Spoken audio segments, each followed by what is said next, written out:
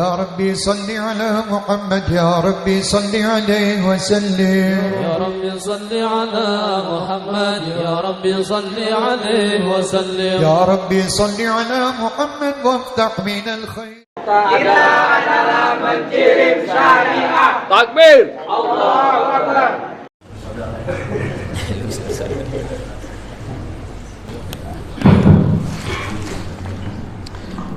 Bismillahirrahmanirrahim. Assalamualaikum warahmatullahi wabarakatuh.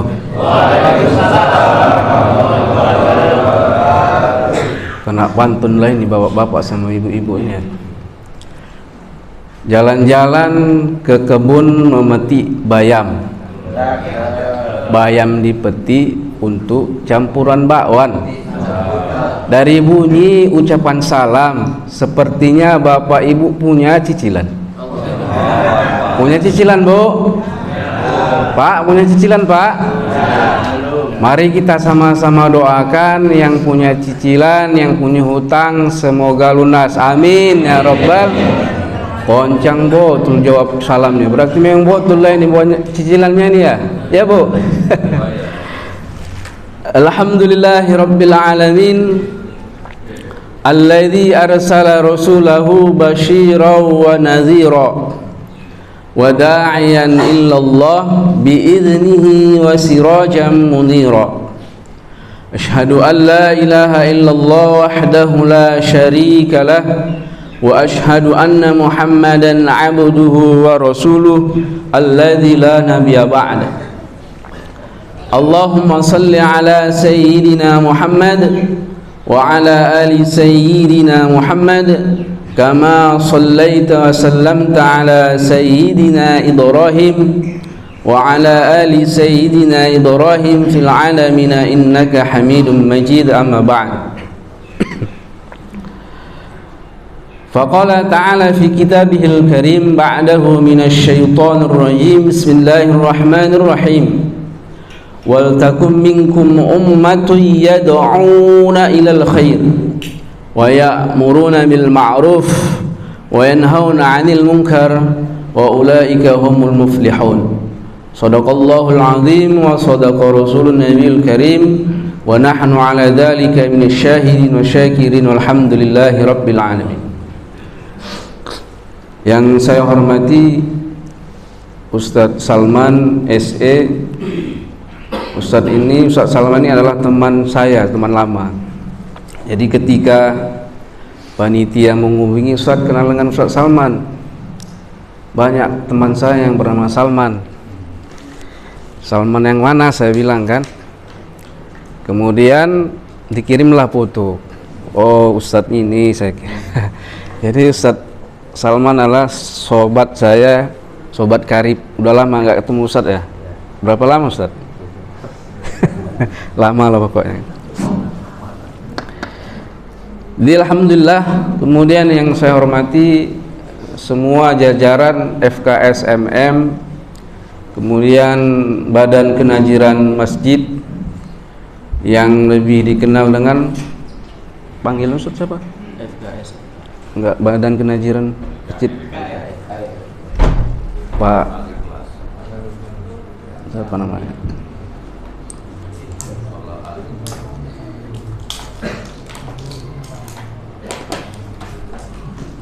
Yang disebut dengan Kang Mudin. Ya, Kang Mudin memang luar biasa menemani saya iktikaf dari malam di masjid ini. Kita ada 7 orang. Terima kasih panitia. Kemudian yang saya muliakan alim ulama, ibu-ibu, bapak-bapak, adik-adik yang telah berhadir di masjid Allah yang mulia ini. Dan bersyukur kita kepada Allah Subhanahu wa taala pada subuh yang mulia ini Allah masih memberikan kepada kita kekuatan untuk hadir di masjid majelis taklim yang mulia ini. Karena hadir yang mulia, hadirnya kita di sini bukan karena kekuatan kita, bukan karena fisik kita yang kuat. Banyak hari ini orang-orang yang mempunyai kekuatan fisik, Pak. Mobil ada, kendaraan ada, tapi tak dipilih oleh Allah Subhanahu wa taala. Berarti hadirnya kita ini memang pilihan. seperti ibadah haji Pak atau umroh. Ketika sebelum saya ada cerita satu ibu yang makannya Senin Kamis, tapi sangat luar biasa pilihan Allah. Uangnya nggak ada. Tiba-tiba ada hamba Allah datang ke rumahnya, Bu, ini ada uang, ini ada hadiah, nggak disebutkan nilainya berapa, dalam plastik. Nah, karena dipilih oleh Allah Subhanahu wa taala, kalau dari segi kita pandang dari segi kehidupannya, makan pun Senin Kamis saja boleh. Bahkan untuk kehidupannya pun anaknya yang ngasih, kadang enggak. Saking susahnya anak-anak mereka. Tapi karena kebesaran Allah, karena pilihan Allah, tiba-tiba datang seorang membawa plastik, satu bungkus plastik hitam, dipikir ibu ini kue. Apa ini Pak? Ambil saja Bu, nanti setelah saya pergi, buka ini uang plastik. Begitu dibuka, Masya Allah, nangis ibu tersebut. Saya mendengar ceritanya sedih Pak, terharu, takjub. Kenapa? Karena memang pilihan. Duduknya kita di sini memang pilihan oleh Allah Subhanahu wa taala. Berapa banyak hari ini orang-orang yang sehat, mempunyai badan yang fisik yang sehat, bahkan kendaraannya mewah ada, tapi belum dipilih oleh Allah Subhanahu wa taala. Maka bersyukur kita Pak pada Allah Subhanahu wa taala setiap hari. Bersyukur dalam keadaan ada, dalam keadaan tidak ada. Itulah sebaik-baik syukur. Kemudian selawat beriringkan salam kita hadiahkan kepada junjungan Nabi besar kita, Nabi Muhammad sallallahu alaihi wasallam. Nah, hari ini hadirin mulia, kita berdoa, ya Allah, berilah kami syafaat bagindamu, berilah kami syafaat kekasihmu nanti di yaumil akhir. Tetapi doa yang kita panjatkan ini tidak kita aplikasikan dalam kehidupan kita seharian. Bagaimana Allah Subhanahu wa taala ingin memberikan syafaat kekasihnya, sementara namanya sunnah-sunnahnya tak kita hidupkan. Nehi kata orang dia, gak akan kukasih kata Allah Subhanahu wa taala syafaat kekasihku. Kekasihku mulia kata Allah Subhanahu wa taala. Bagaimana cara untuk mendapatkan syafaat baginda Rasulullah sallallahu alaihi wasallam? Minimal Pak, kita hidupkan sunnah-sunnah dalam kehidupan kita seharian. Bukan main-main selawat ini Pak. Selawat Nabi ini bukan main-main. Bisa menyelamatkan kita di dunia maupun nanti di akhirat. Kemudian kita zikirkan nama beliau, kita sebutkan nama beliau setiap harinya. Minimal Pak 100 kali satu hari. Petang, setelah asar, ba'da subuh, kita zikirkan nama beliau. Sehingga Allah Subhanahu wa taala memberikan syafaatnya kepada kita. Amin ya rabbal alamin. Nah, hadirin mulia, saya pada pagi hari yang mulia ini membahas tentang nasihat yang sangat luar biasa Pak, dari Imam Ghazali. Imam Ghazali ini sangat luar biasa Pak. Nasihatnya cuman singkat, 4 saja. Mungkin sudah pernah kita dengar, tapi kita lupakan nasihatnya. Ringan saja Pak. Apa yang paling dekat dengan kita? Apa yang paling jauh? Apa yang paling ringan dan apa yang paling berat? 4. Tapi susah untuk mengamalnya. Apa yang pertama ya, ketika dia mengumpulkan anak murid-muridnya dalam satu halqah ta'lim, beliau mengatakan, ya thullab, wahai murid-muridku, apa yang paling jauh atau apa yang paling dekat dengan kita? Maka muridnya menjawab menurut versinya masing-masing. Ada yang bilang yang paling dekat kedua orang tua, kakak kandung, saudara kandung. Dengan hikmahnya beliau tidak menyalahkan jawaban murid-muridnya, betul jawaban kalian. Tapi sungguhnya yang paling dekat adalah sahabat, yang paling dekat adalah siapa? Mati ya. Ini nasihat yang sangat luar biasa. Apa kata Allah Subhanahu wa taala, "Wa likulli ummatin ajal fa idza jaa ajalahum la yastakhiruna sa'atan wa la yastaqdimun." Apabila sudah datang masanya, apa masanya, Pak? Yang namanya kematian itu, jadi dalam tubuh kita ini ada salah satu aswash. Apa yang pertama? Ar-ruh. Wasulusulillah, ar-ruh. Ruh ini miliknya siapa, Pak? Allah Subhanahu wa taala. Kemudian yang kedua, lidudi. Jasad kita ini, Pak, lidudi. Kalau tak ada amalnya, maka jasad kita setelah dicabut oleh Allah Subhanahu wa taala dimakan cacing belati. Baru yang terakhir apa kemudian kita? Amal soleh. Jadi kalau Allah Subhanahu wa taala telah memutuskan, telah memanggil kita, telah mengambil miliknya dalam tubuh kita, ruh, maka ketika kita dicabut nyawa ini tak akan bisa. Duduknya kita di sini hadirin mulia, ibu yang mulia, karena ada ruh. Ruhlah penopang kita, hadirin. Bangunan ini apa penopangnya? Besi, Pak. Kalau sudah ruh diambil oleh Allah Subhanahu wa taala, manusia ini tidak ada apa-apanya di hadapan Allah Subhanahu wa taala. Apa kata baginda Rasulullah sallallahu alaihi wasallam dalam sebuah hadis? Hadis ini diriwayatkan oleh Imam Bukhari, sahih, Pak. Dari sahabat Nabi Sa'id radhiyallahu an, apa kata beliau? Baginda Rasulullah sallallahu alaihi wasallam bersabda, "Idza wudi'atil janazatu wahtamalan nas awir rajul ala a'naqihim." Suatu saat nanti hadirin mulia, Bapak Ibu yang mulia, akan ada orang yang akan menggotong jenazah kita di atas pundak-pundak saudara kita, hadirin. Jangan main-main, hadirin. Suatu saat nanti akan ada orang-orang, saudara-saudara kita, tetangga-tetangga kita yang akan menggotong tubuh kita yang lemah ini di atas pundak-pundak mereka. Ala a'naqihim. Bagaimana nasibnya, balasan orang yang taat kepada Allah Subhanahu wa taala? Maka dia mengatakan, satu jenazah yang taat, qaddimuni, qaddimuni. Wahai saudara-saudaraku, percepatlah langkah-langkah kalian, percepatlah kaki-kaki kalian melangkah, bawa jenazahku ini ke dalam kuburku. Ditantang itu malaikat, Pak. Kenapa hadirin mulia? Karena begitu taatnya dia kepada Allah Subhanahu wa taala. Semua perintah Allah dia kerjakan, semua sunnah-sunnah Nabi diamalkan.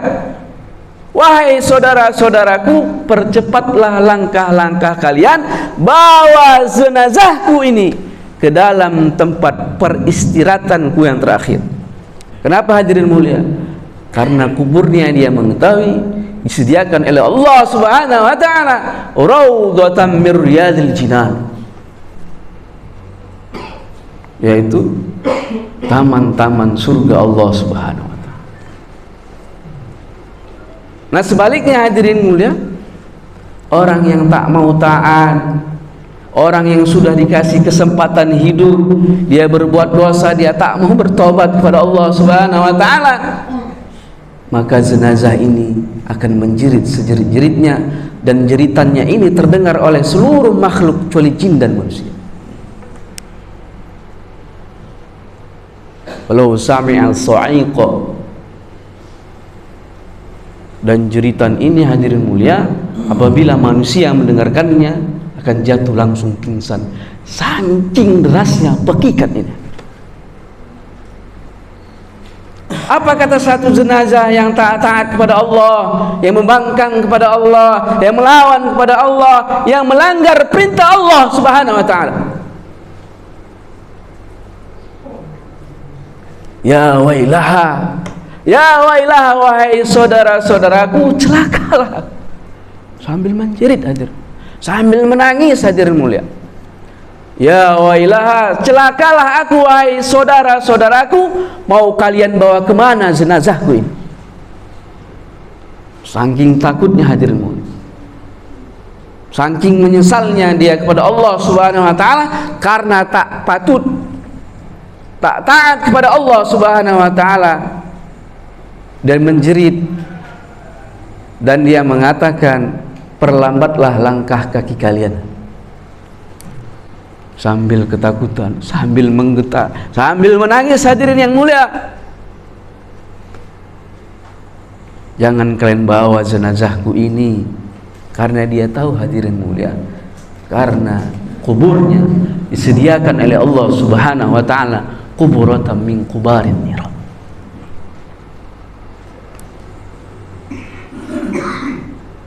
Kalau sudah masuk hadirin, kalau sudah jatuh limit yang ada pada diri kita hadirin mulia, bukan kematian sebenarnya yang kita takuti,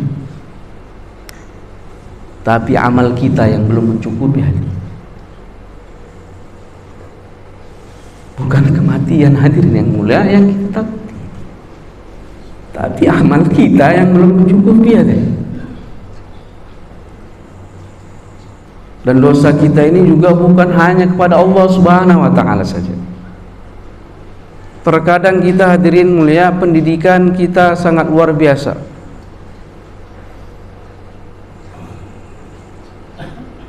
Harta banyak. Ingat hadirin mulia, dosa kita ini bukan hanya kepada Allah Subhanahu wa taala saja. Biar terbuka pikiran kita, Pak. Dosa kita juga banyak kepada ayah dan bunda kita. Kita ini sudah menjadi mantan, sudah pernah dirawat oleh ayah dan ibunda kita hadir dengan tangan yang lembut. Kita lupakan jasanya hadir. Padahal kita dikandungnya selama 9 bulan, sakit tak dirasakannya hadir mulai. Ada satu kisah singkat saya ceritakan, suatu kisah pada zaman Rasulullah SAW, pemuda yang begitu taat kepada Allah Subhanahu wa taala, tapi di akhir hayatnya ketika dicabut nyawanya, ruhnya kepada Allah Subhanahu wa taala, mulutnya terkunci, tak bisa mengucapkan kalimat la ilaha illallah Muhammadur Rasul. Padahal hadirin mulia, perintah Allah ditaat. Semua apa yang disuruh ibunya hadirin mulai dikerjakannya. Dengar nih ibu-ibu, dengar ini bapak.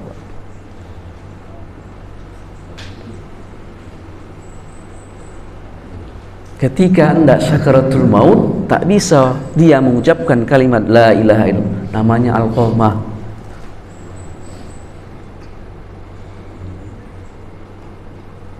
Dapat utusan dari keluarganya mendatangi baginda Rasulullah SAW. Ya Rasulullah, labbaika ya Rasul. Si Alqamah sedang sakaratul maut, tapi tak bisa dia mengucapkan kalimat la ilaha illallah. Ada apa gerangan, Pak? Padahal dia taat pada Allah, zakat dia kerjakan, dia bayar, perintah ibunya ketika dia masih muda dia kerjakan. Baru baginda Rasulullah SAW memanggil Bilal radhiyallahu, wahai Bilal, pergilah engkau cari apakah beliau masih punya orang tua. Masih ya Rasulullah, ibundanya seorang yang sudah tua renta, berjalan pun payah ya baginda Rasulullah SAW. Panggil dia kemari atau aku yang datang sana. Begitu sampai di depan pintu ibunya si Alqamah, dia ketuk, assalamualaikum ya Da'aka Rasulullah, engkau dipanggil baginda Rasulullah SAW. Dia yang datang kemari atau engkau yang kesana? Tak pantaslah aku, kata seorang ibu yang mendatangi kekasih Allah Subhanahu wa ta'ala.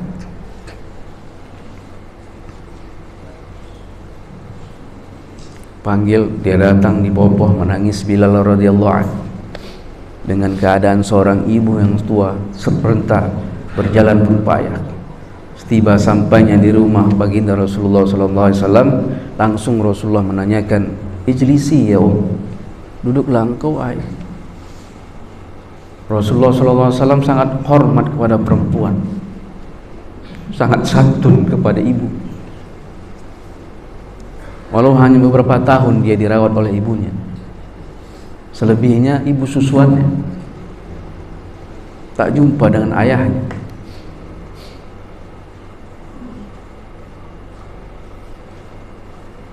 Wahai ibu, apa yang terjadi dengan si Alqamah? Saat ini dia sedang sakaratul maut, tapi tak bisa ucapkan kalimat la ilaha illallah Muhammadur Rasulullah. Dengan singkat ibunya menjawab, "Wahai Rasul, bagaimana aku tak sakit hati? Bagaimana tak ternoda hati ini, wahai baginda Rasulullah, anak kesayanganku. Setelah dia menikah tak pernah melihat mengunjungi diriku." Kalian dengar ini anak-anak muda, bukan main-main barokah satu orang ibu bisa menyelamatkan kita ke surganya Allah dan bisa menjerat kita ke nerakanya Allah Subhanahu wa taala. Bagaimana tak tergores hatiku ya Rasulullah, anak kesayanganku setelah dia menikah mempunyai pilihan seorang wanita, tak pernah sekalipun dia berkunjung ke rumahku. Bahkan masalah makanku, obat-obatku ketika aku sakit pun dia tak peduli lagi sama aku. Apa enggak sedih kita? Satu orang ibu mengandung kita selama 9 bulan, sakit tak dirasakannya, makan tak enak. Begitu dia memilih wanita yang lain, dia tak pedulikan ibu. Jadi ibu-ibu yang mulia, jangan halangi suami-suami kalian untuk berbakti kepada ibunya, bapaknya. Karena ibunya adalah surganya, jalan surganya. Ibu surga, jalan surga ibu, suami. Apa kata Rasulullah sallallahu alaihi wasallam? Wahai ibu, wahai maafkanlah dia. Saking sakit hatinya Pak, tak sepatah kata pun yang keluar dari mulutnya. Maka baginda Rasulullah sallallahu alaihi wasallam memerintah kepada Bilal dan dua sahabat lainnya, wahai Bilal, ambil itu kayu bakar, kumpulkan setinggi gunung, bakar itu hidup Alqamah. Karena api di dunia ini, api di neraka lebih panas daripada api. Pak, Bu, oh Bu, oh Bu, oh Pak, masih semangatkah dengar ceramah ini? Masih. Takbir dulu bareng antum. Allahu Akbar. Allahu Akbar. Jadi karena tak ada kata-kata dari ibunya, baginda Rasulullah SAW memerintahkan itu mengumpulkan kayu bakar. Seorang ibulah pula namanya. Kartu itu kesalahan kita yang kita lakukan kepada dirinya. Mulut kita ini yang dididiknya, hadirin mulia,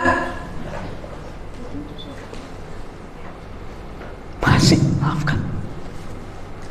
Baru-baru ini saya diundang di penyambungan Pak ceramah. Saya diceritakan oleh panitia, Ustaz, baru-baru ini ada satu orang anak yang menggorok leher mamanya. Bagaimana itu Pak? Mamanya yang memelihara, ibunya yang memelihara, mengandungnya digoroknya Pak, gara-gara nggak dikasih uang jajan. Bagaimana dosanya itu? Mamanya digoroknya, hadir mulia, gara-gara uang tak dikasih, minta duit.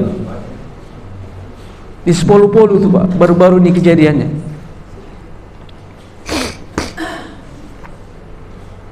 Maka wahai ibu, maafkanlah si engkau. Jika kau tak maafkannya, kami bakar ini dari hidup-hidup. Ibulah pula namanya. Dimaafkanlah si Alqamah, berdiri dia. Ishhadu ya Rasulullah. Hai Rasulullah, saksikan oleh kalian, ku maafkan atas kesalahan si Alqamah terhadap diri.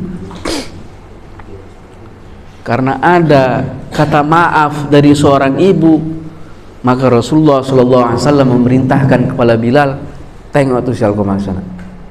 Begitu belum sampai Pak di depan pintu rumahnya, terdengarlah ucapan la ilaha illallah Muhammadur Rasul. Inilah karomah seorang ibu, Pak. Dengan doanya kita bisa selamat di dunia dan akhirat.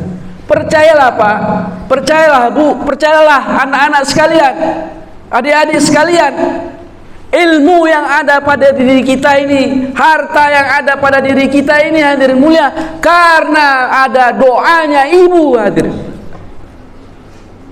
Kalau masih ada ibunya, segera pulang ini cuci kakinya, cium kakinya, minta maaf kepada beliau.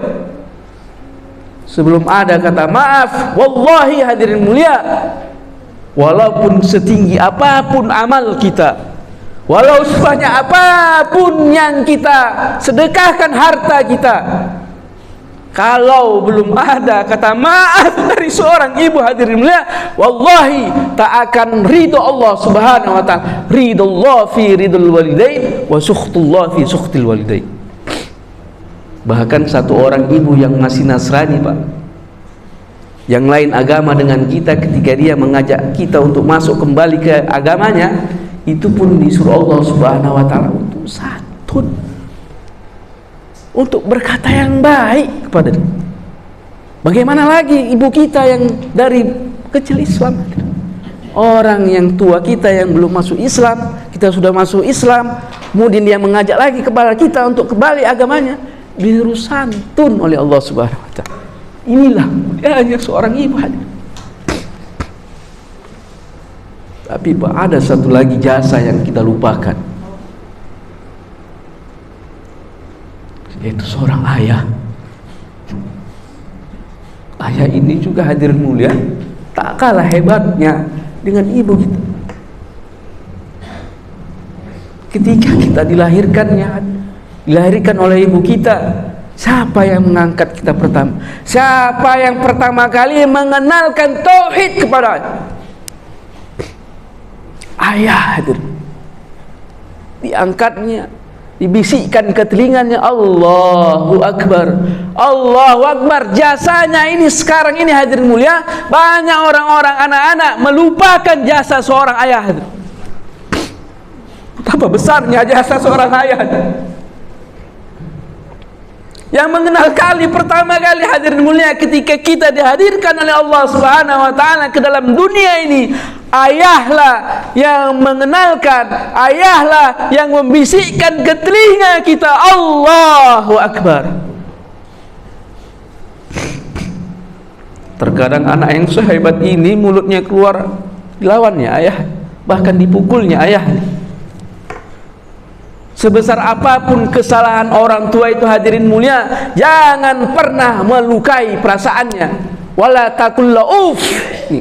Janganlah kamu berkata uff. Itu saya sudah dosa, hadir. Bagaimana seorang anak yang mengandungnya digoroknya ibunya, hadirin mulia, gara-gara uang? Allah Subhanahu wa ta'ala tak akan memaafkan dia.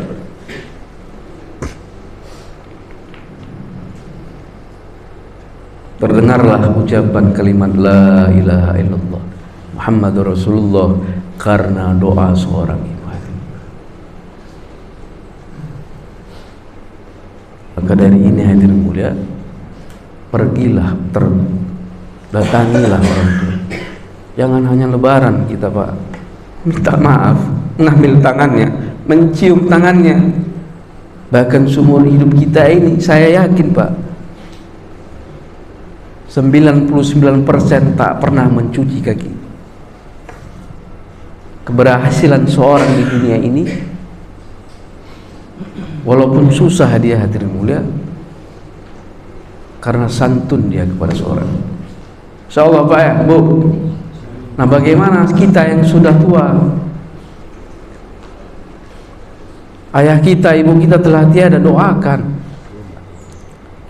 Ada harta kita, sebutkan namanya, sedekahkan harta tersebut. Kemudian hadirin mulia, yang paling Tadi yang paling dekat, ini paling jauh. Apa yang paling jauh hadirin?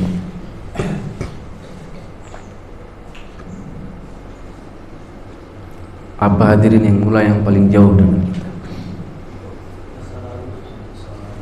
Alhamdulillah, ada yang tahu? Ya, itu masa lalu, benar Pak. Masa lalu ini sangat luar biasa Pak. Ketika di masa lalu kita hadirin mulia, dan saat sekarang ini mungkin ada kesalahan-kesalahan kita.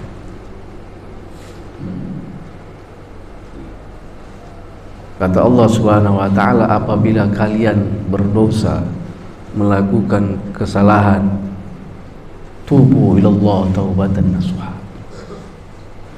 maka bertaubatlah kalian. Masih sanggupkah? Masih sanggup ya Pak? Masih sanggup Pak? Setengah jam lagi ya? Lanjut ya. Kalau masih semangat saya lanjut ini. Kalau enggak saya tutup sekarang. Singkat saja Pak. Tubu ilallah taubatan nasuha.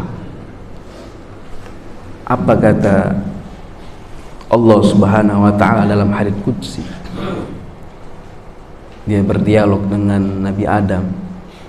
Jadi jangan bilang Nabi Adam ini berdosa Pak. Jangan bilang Nabi Adam ini berdosa gara-gara makan buah khuldi. Kenapa dia makan buah khuldi? Sebelum dia memakan buah khuldi, Allah berdialog kepada malaikat, inni ja'ilun fil ardi khalifah. Itu perantaraan dia makan buah khuldi. Aku nanti akan menciptakan, menghadirkan satu pemimpin di muka bumi. Lihat di tafsir Pak As-Sawi, saya lupa halamannya. Jika ada orang yang mengatakan Nabi Adam ini berdosa, maka kufurlah, maka kafirlah dia. Tak ada Nabi yang berdosa, tapi mistake, salah. Apa kesalahannya? Karena memakan buah khuldi. Tapi Allah berdialog sebelum dia diciptakan, inni ja'ilun fil ardi khalifah. Itu penyebabnya Pak, sehingga dia dikeluarkan oleh Allah Subhanahu wa taala ke dalam surga untuk memimpin di dunia. Jadi jangan salah. Apa kata Allah Subhanahu wa taala kepada Nabi Adam alaihi wassalatu wassalam setelah dia melakukan mistake, kesalahan? Ya Adam, dahulu kau datang kepadaku sebagaimana raja kepada raja. Setelah dia melakukan dosa, setelah dia melakukan kesalahan, Allah Subhanahu wa taala berdialog, sekarang wahai Adam, kau datang kepadaku sebagaimana mendatangi budak mendatangi majikan. Nah, kalau kita Pak salah terhadap atasan kita, apa yang harus kita lakukan? Bersujud Nabi Adam alaihi wassalatu wassalam selama 40 tahun lamanya, menangis. Apa kata Allah? Aninul muznibin ahabbu ilayya min tasbihil mudallil. Rintihan seorang pendosa, tangisan seorang pendosa lebih aku cintai daripada tasbihnya orang yang sombong.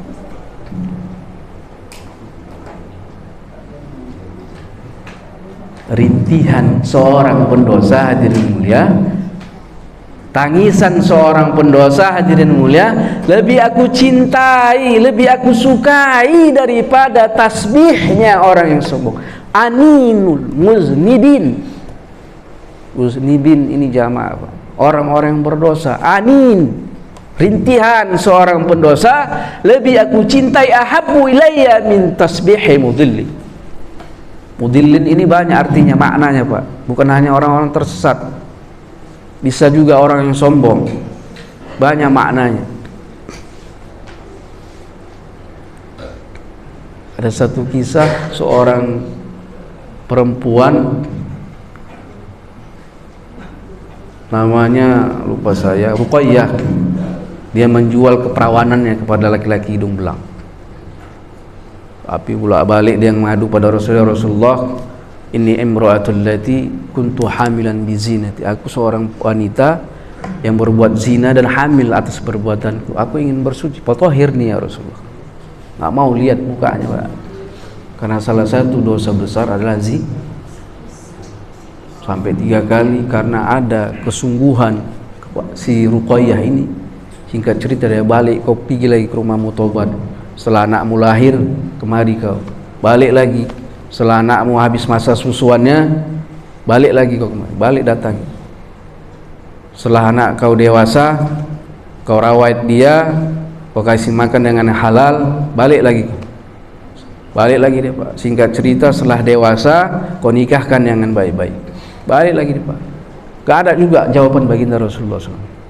Kenapa hadirin mulia? Rasul ingin melihat kesungguhan seorang pendosa atas perbuatannya, sungguh-sungguhkah dia bertobat.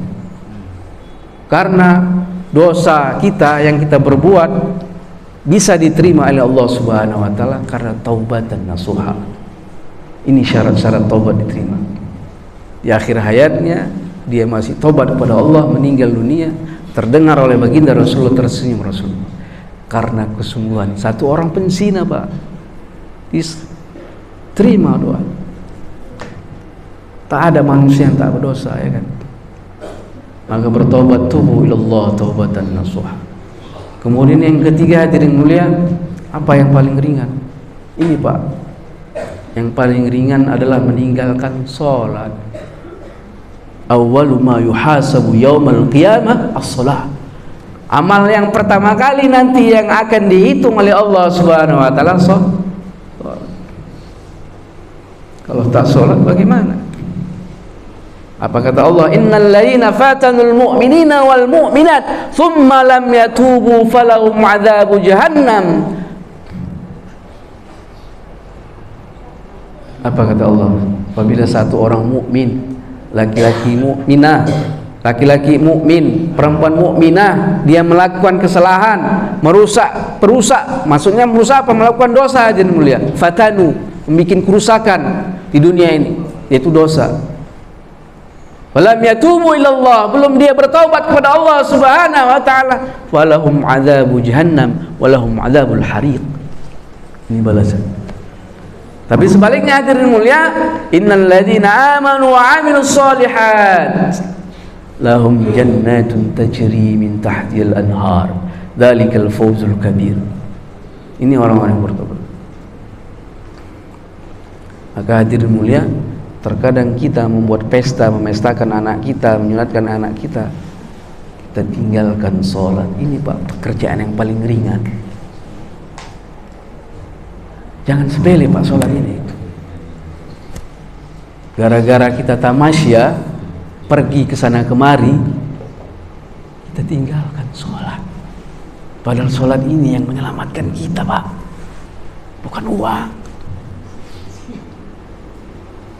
Pak, ya Bu, gara-gara wirid di masjid tak sholat. Mana main, kata orang Medan. Banyak itu kan, Pak. Gara-gara masjid atau membawa jenazah orang yang meninggal, lebih banyak yang di luar daripada yang di dalam. Wajibnya tak dikerjakan. Bagaimana Allah Subhanahu wa taala ingin menerima amalan kita? Bagaimana Allah Subhanahu wa taala ingin menerima zakat kita, sedekah kita, kalau penghulu amalnya tak kita kerjakan? Jangan sepele, Pak, dengan sholat. Ya, Pak, banyak itu kan, Pak, gara-gara pesta, Pak, bahkan gara-gara wirid di masjid tak sholat. Aduh. Jadi, Pak, jagalah sholat kita, ajaklah anak kita. Sepele ini, Pak, tausiah ini sepele tapi bermakna. Harus kita ulang-ulang supaya kita jangan sombong. Terkadang kita udah banyak ilmu dinasihati, marah pula dia, kan. Lihat Ali itu dinasihati anak-anak, terima dia, badan ilmunya tinggi. Kita udah nggak punya ilmu, nggak punya amalan, marah pula, Pak, diajak orang sholat. Kadang-kadang saya lihat jamaah tabligh itu kasihan kali saya lihat. Diajaknya ngetuk, dimarah-marahi, kau adalah sholat duluan katanya. Padahal ngajak yang baik, Pak. Kemudian yang paling berat apa, Pak? Amanah. i'mal ma syi'ta fa innaka maji'un fi. Jadi semua yang kita perbuat, semua yang kita kerjakan ini diminta pertanggungjawaban oleh Allah Subhanahu wa taala. Bahkan kepemimpinan kita di masjid ini, Pak, ini yang paling berat. Saya nggak mau dijadikan ketua BKM, Pak, berat. Sekitar kita ini nggak ada yang sholat, bagaimana, Pak? Tugas BKM ngajak sebenarnya. Tugas pengurus, Pak, ajak itu orang-orang yang belum sholat. Di Thailand sana, Pak, satu kampung itu hafiz Al-Quran semua, Pak. Saya pernah ke sana. BKM-nya di seluruh Thailand yang kampung itu, Pak, mengajak orang sholat subuh semua, keluar BKM-nya. Saking pentingnya ini, Pak, saking ngerinya ini amanah. Diajaknya orang-orang yang masih tidur, marah-marah lah katanya. Penting kami sudah mengajak. Jadi sekalian ini pengurus ya kan 30 masjid, Pak. Marilah berbenah masjid kita. Bukan hanya fisik bangunan saja, Pak, yang diperbaiki. Betul kata Allah Subhanahu wa taala, di akhir zaman masjid besar-besar penghuninya nggak ada. Pernah saya pergi ke Sibolga, Pak. Di atas Sibolga itu ada gunung, nama desanya Utanabolon, Pak. Masjidnya mau tumbang, banyak rayap-rayap. Silaturahmi lah saya ke penduduk. Kenapa nggak ada kalian yang mau sholat ke masjid? Tuh apa sholat? Tuh apa sholat katanya, Pak. Sampai begitu, Pak. Orang Islam. Yang penting anakku sekolah katanya. Mana itu, Pak? Satu orang pemimpin rumah tangga pun akan diminta pertanggungjawaban oleh Allah Subhanahu wa taala. Sedikit lagi, Pak. Salah satu perdebatan di yaumil akhir adalah seorang yang berkasih sayang di dunia, saling tuntut menuntut, suami menuntut istri, istri menuntut suami. Wahai Allah, jangan masukkan suamiku, panjang memang jenggotnya, rajin dia sholatnya, jidatnya sampai hitam, tapi tak pernah mengajak aku untuk perkara agama. Jangan main, Pak. Orang yang paling berkasih sayang nanti di yaumil akhir akan berdebat, menuntut kepada Allah Subhanahu wa taala. Tiap hari dia sholat. Kami membuka aurat tak diingatkannya, anak perempuannya tak diajaknya sholat, tak disuruhnya tutup aurat. Jangan masukkan ya Allah suamiku yang ganteng ini, walaupun ganteng wajahnya, sampai jidatnya hitam ini, Pak. Jangan masukkan wahai Rasulullah, jangan masukkan wahai Allah Subhanahu wa taala di dalam surga, karena tak pernah mengajak istrinya untuk sholat, karena tak pernah mengajak anaknya sholat. Bahaya, Pak. Kemudian suami menuntut istri, wahai Allah, jangan masukkan istriku ke dalam surga, memang cantik wajahnya. Kenapa, Pak? Di masa hidupnya suaminya rezekinya sedikit, Pak. Kadang dapat, kadang enggak. Istrinya menuntut, belikan aku makeup, belikan aku baju, belikan aku emas. Sementara dari gajinya nggak mampu, Pak. Tapi tuntutan istrinya karena dia sayang, jual ganja, jual sabu, terbaliklah semua, Pak.